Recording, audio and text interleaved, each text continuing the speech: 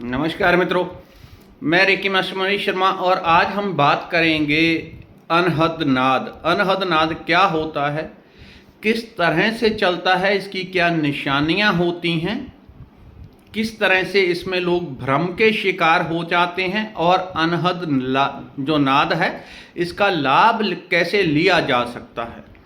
हमारे शास्त्र कहते हैं कि जिस व्यक्ति ने एक बार अनहद नाद सुन लिया वो व्यक्ति जन्म मरण से मुक्त हो जाता है, उसका जीते जी मोक्ष हो जाता है। वो व्यक्ति और कुछ कर्म करे अथवा ना करे, वो अपने समस्त कर्मों से मुक्त हो जाता है। इस दुनियादारी के खेल से, इस दुनियादारी को खेलते हुए, दुनियादारी में जीते हुए इससे मुक्त हो जाता है, कर्मों से ऊपर उठ जाता है। अनहद नाद क्या है, इस विषय में आपको शायद सैकड़ों, हजारों, लाखों, करोड़ों वीडियोस मिल जाएंगी। अधिकतर लोग जो है वो कॉपी पेस्टिंग वाले होते हैं, यहाँ से सुना वहाँ, वहाँ से सुना वहाँ, आगे से आगे। तो क्या ठीक है क्या गलत है उसका कोई आभास नहीं होता, क्योंकि साधक नहीं होता जो व्यक्ति, वो कुछ भी बोलता रहे उसका बोला हुआ सारा बकवास ही है, वो झूठ ही है, क्योंकि सत्य का अनुभव नहीं होता। तो कुछ भी व्यक्ति ने बोला हो वो सब बकवास है, कितनी भी वो कुछ भी बोलता रहे शास्त्र पढ़ पढ़ के।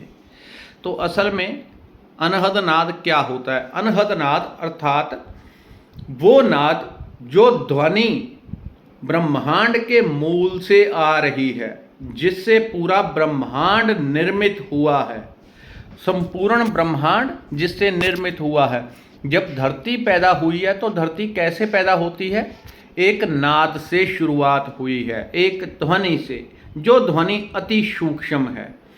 तो ये कैसे सुनी जा सकती है? सुनने का माध्यम अलग अलग हो सकते हैं। आप मंत्र जाप करते हैं, गुरु मंत्र का जाप करते हैं, आप ध्यान करते हैं, आप रेकी करते हैं, आप कुछ और विधि, प्राणायाम, अष्टांग योग, इस तरह की कोई भी प्रक्रिया अपनाते हैं।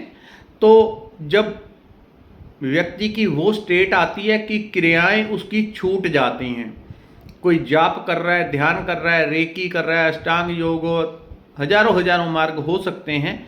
जब उस व्यक्ति की क्रियाएं छूट जाती हैं, क्रियाएं बंद हो जाती हैं, उसके बाद ये ध्वनि शुरू होती है जो अपने आप चलती है। इसको चलाना नहीं होता, इसका कुछ करना नहीं होता, साधन कर करके उस स्थान में हमने प्रवेश करना होता है जहां पे साधन समाप्त हो जाता है। आपका ध्यान, रेकी, मंत्र जाप कुछ भी कर रहे हैं वो चीज़ बंद हो जाएगी, उसके बाद इसमें प्रवेश हो जाता है। इसमें प्रवेश होते ही दूसरी क्रियाएं बंद हो जाती हैं। और ये ध्वनि कहाँ कहाँ से कैसे कैसे आती है? आप जिस चक्र में प्रवेश करेंगे, हर चक्र में इस ध्वनि का विस्तार है, कण कण में विस्तार है। यहाँ जो हवा उड़ रही है, हवा के कण कण में वो ध्वनि मौजूद है। कण कण में किसी भी चीज़ के ऊपर हम पूरा ध्यान, एकाग्रता लगा के धीरे धीरे ध्यान में प्रवेश करेंगे तो बाद में एक आवाज़ आती है। ये आवाज़ कैसे होती है? आपके घर में शंख हो तो शंख को उठा के कान से लगा लेना, उसमें एक आवाज़ आएगी शाएं शाएं की। कोई गड़बी टाइप बंद बर्तन होगा, उसको उठा के कान में लगा लेना, या कभी बचपन में आपने लगाया हो तो उसमें से वो ध्वनि प्रकट होती है। सबसे अधिक ध्वनि शंख में से आएगी। शंख को आप कान में लगाएंगे, ध्वनि कैसी होती है तो वो आपको शंख से पता चलेगा। उसको कान में लगाएंगे तो उसमें वो ध्वनि प्रकट होती है। जैसे जैसे आपका साधन भजन बढ़ने लगता है, धीरे धीरे आप उस चक्र में प्रवेश कर जाते हैं जो थर्ड आई होती है, तीसरा नेत्र। इसके आगे और पीछे दोनों तरफ से ये ध्वनि चलती है। और हृदय चक्र में जो सबसे ज़्यादा स्पंदन आते हैं, जो साधकों को सुनते हैं, वो सुनने वाला स्थान अधिकतर तीसरे नेत्र का ही होता है। कुछ साधक हृदय चक्र से इसमें प्रवेश कर जाते हैं। तो शुरुआत में वो ध्वनि, और जो ध्वनि आएगी वो मैक्सिमम लेफ्ट साइड से ज़्यादा आती है, राइट साइड से कम आती है। जब किसी की दोनों बॉडी एकदम बराबर हो जाए, एकदम शिव शक्ति शरीर बैलेंस हो जाए, तब उसको राइट साइड से ध्वनि प्रकट होने लगती है। बहुत सारे ऐसे संप्रदाय हैं वो मंत्र देते हैं तो राइट साइड से देंगे। उसका कारण है कि जो राइट साइड है वो थर्ड आई जो है बैक, क्योंकि थर्ड आई दो है, एक आगे एक पीछे है, पीछे वाली दोनों कानों के बीच में है, ये जुड़ी हुई है। जैसे हम कहते हैं तीसरी आंख, तो तीन नहीं, एक तरह से आप कह सकते हैं चार आंख हैं। एक आंख आगे है, एक पीछे है, दोनों कानों के बीच में। जो आगे वाली है वो संसार से जोड़ देती है, शक्ति से जोड़ देगी। यदि कोई ध्यान करते हुए जो थर्ड आई अगली तरफ से अर्थात लेफ्ट साइड, लेफ्ट कान से उसको आवाज आ रही है, उसको सुनना शुरू कर दे, उस व्यक्ति में सिद्धि, शक्ति, ऊर्जा, इन शक्तियों, इन चीज़ों की बड़ा विस्तार हो जाता है। और यदि कोई कच्चा साधक होगा तो लेफ्ट साइड से सुनने से ये आशंका रहती है कि वो संसार में कहीं खो जाएगा, कहीं भी संसार में व्यक्ति खो सकता है, यानी कि सिद्धियों के पीछे पड़ गया, शक्तियों के पीछे पड़ गया। कच्चा साधक होगा तो, पक्का होगा तो लेफ्ट को सुनते सुनते भी वो राइट पे पहुंच जाएगा। कोई पक्का साधक होगा तो नहीं, वो सिद्धियों, शक्तियों के, चमत्कारों के चक्कर में कभी नहीं पड़ता। जैसे जैसे इसको सुनने लगते हैं तो चमत्कार प्रकट होने लग जाते हैं। और इसकी खासियत ये है कि जो इस ध्वनि को सुनने लग जाता है उसकी हर इच्छा सोचने मात्र से पूरी होनी शुरू हो जाती है। इधर उसने सोचा उसका शरीर तंदुरुस्त हो जाए, वो तत्काल उसी क्षण, सेकंड काफ़ी लंबा होता है, वो सेकंड से पहले ही ठीक होना शुरू हो जाता है। किसी को धन का अभाव है, धन के बारे में सोचे, मेरे पास धन आ रहा है, धन आना शुरू हो जाएगा। जो व्यक्ति सोचेगा, लेकिन सोच उसकी प्रेजेंट में होनी चाहिए कि ऐसा हो रहा है या ऐसा हो गया है। यदि कोई सोचे मुझे धन आ जाएगा, सेहत अच्छी हो जाएगी, तो हो सकता है वो 10 साल बाद हो, 20 साल बाद हो, 30 साल बाद हो, क्योंकि आपने गा लगा दिया हो जाएगा। तो कोई टाइम निश्चित नहीं किया कि कब होगा, तो कभी भी होगा वो 10, 20, 30 साल में। तो जिसको ये ध्वनि सुनने लगती है वो इस ध्वनि को सुनते हुए ऐसे विचार करे कि मुझे धन प्राप्त हो रहा है लाखों में, करोड़ों में, या मुझे आध्यात्मिक प्रगति तीव्रता से प्राप्त हो रही है, मुझे प्रभु का सानिध्य प्राप्त हो रहा है। जो चाहिए उसको प्रेजेंट में रखे कि ये चीज़ मुझे प्राप्त हो रही है। तो सुनने मात्र से वो पाएगा कि चमत्कार ऐसे ऐसे घटित होने लगे जिसको संसारी आदमी को बता दो तो उसको तो विश्वास ही ना हो कि ऐसा कैसे हो सकता है। तो उसके विश्वास के परे होती हैं वो बातें। इसलिए साधक लोग इन बातों को किसी को बताते नहीं हैं, वो चुप रहते हैं, मौन रहेंगे, कोई इन चीज़ों को प्रकट नहीं करेगा।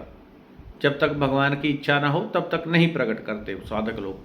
तो क्या करें, एक जो अधिकतर ध्वनि आएगी लेफ्ट साइड से आएगी, तो पहले कोशिश करें कि राइट साइड से सुने। जो राइट साइड वाली है वो तीसरे नेत्र के पिछले नेत्र से जुड़ी होती है। पिछले नेत्र से जुड़े होने के कारण वो सीधा ब्रह्म से जोड़ती है, भगवान से जोड़ती है। ऐसा साधक जिसको राइट कान में सा सा की आवाज़ सुनने लग जाए, शुरुआत में सा सा आएगी, लेकिन जैसे ही उस सा सा को वो सुननी शुरू करेगा तो और सूक्ष्म और उसमें से कई अति मीठी ध्वनि प्रकट होगी। फिर उसके ऊपर ध्यान एकाग्र करेगा। पहले तो एक ही आवाज़ सुनेगी सा सा, थोड़ा सा उसको सुनने लगेंगे तो सांसा ऐसे लगेगा कि जैसे 10 किस्म की सांसा प्रकट हो रही है। फिर उसके ऊपर और ध्यान लगाएंगे तो 10 में से और 10-10 किस्म की साएं की आवाज़, जिसको अनहद नाद कहेंगे, ब्रह्मनाद कहेंगे, आपकी जो इच्छा हो वो नाम दे दें, तो उसमें से वो उतने जो है ध्वनियाँ प्रकट होने लग जाएंगी। जितना वो उसके ऊपर ध्यान लगाएगा उतना उसके जो है अलग अलग उसको विस्तार मिलता जाता है ध्वनियों का। और इन ध्वनियों को यदि कोई हृदय चक्र से सुनना शुरू कर दे तो हृदय चक्र एक ऐसा केंद्र है जो परग्रहियों को अट्रैक्ट करता है, जिनको हम देवी देवता कहते हैं। तो देवी देवताओं के दर्शन करना जो है, उनके मूल स्वरूप के दर्शन करना हर व्यक्ति के बस की बात नहीं होती। आप उनको देखेंगे आपको बुखार ही आ जाएगा, डर से कांप ही जाएंगे, आप ध्यान वगैरह सब छोड़ देंगे। तो हृदय चक्र के ऊपर आप थोड़ा थोड़ा इस ध्वनि को सुन सकते हैं। यदि हो सके तो पूरा ध्यान वहाँ से लगाएं, लेकिन ये हमेशा ध्यान रखें कि जब भी, क्योंकि जब आप हृदय चक्र से सुनना शुरू करेंगे तो देवी देवता प्रकट होने शुरू हो जाएंगे, अलग अलग किस्म के, सभी तरह के देवी देवता जिनके आपने शास्त्रों में नाम सुने हैं, सूर्य भगवान, चंद्रदेव, इंद्र, जितने भी बड़े बड़े, माँ दुर्गा, माँ काली, माँ लक्ष्मी, माँ सरस्वती, सभी इस केंद्र से जुड़े होते हैं। तो जैसे ही कोई साधक हृदय चक्र से अनहद की आवाज़ को सुनता है तुरंत सभी देवी देवताओं तक मैसेज आने लगता है कि यहाँ पे स्थान इस व्यक्ति के अंदर, इस साधक के अंदर बन रहा है। तो वो आना शुरू हो जाते हैं और आपके हृदय चक्र में आके बैठ जाते हैं। और जैसे ही आपके हृदय चक्र में बैठेंगे तो आपका तो जीते जी मोक्ष हो गया, आप तो ब्रह्म हो गए, भगवान हो गए, आप शिव हो गए। जिसके हृदय चक्र को शुद्ध करके या शुद्ध जान करके देवी देवता बैठ जाएं, वो भगवान हो गया। तो जो हृदय चक्र से सुने वो इस बात का ध्यान रखे, कभी डरे घबराए ना। तो यदि आप लेफ्ट से सुन रहे हैं तो सुनते सुनते जैसे उसके ऊपर ध्यान लगाएंगे, राइट से आप पाएंगे कि आवाज़ आनी शुरू हो गई। लेफ्ट साइड को छोड़ के राइट साइड पे ध्यान करें, वहां से सुनने की कोशिश करें। यदि ये करते हुए किसी को ज़्यादा ही डर घबराहट लगे तो बिल्कुल चिंता छोड़ दें, क्योंकि आपको कुछ नहीं होने वाला।